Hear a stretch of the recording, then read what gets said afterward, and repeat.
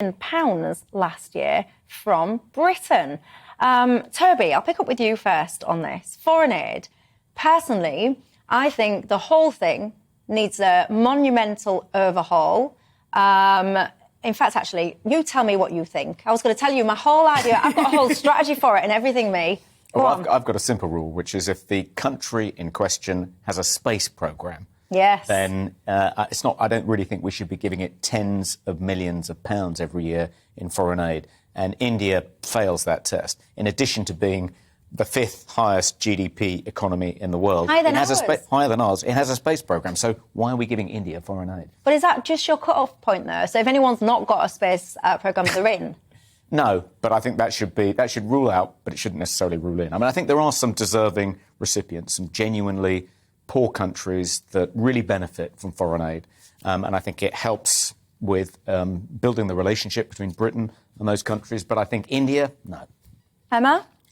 I think it's really complicated. India, if we're just going by GDP, then absolutely we should not be handing money to India's government. Though I would say that in the grand scheme of, I mean, literally last week, 55 million is not actually that much money. But there are places and people in India who are in levels of poverty significantly lower than ours, even if the country as a whole has a higher GDP. So there are definitely ways that we could be ensuring that those people are getting investment in their lives and there is much more equality in India. Let me ask you this, though, because that's very nice. And I've worked in India. I've pretty much lived in India as well, and I've witnessed that poverty. It's horrendous. It is horrendous. Why is that the UK's responsibility and not the responsibility of the Indian government? Well, I would say that there are two factors to that. First of all, I don't trust the current Indian government at all to deal with those problems, particularly problems where they are not people who are of a higher caste or people who are not Hindu. There is a real issue in India with divisiveness, particularly through religion. So there are going to be a number of people in India who will not be helped by their own government. So where the UK can step in, we should.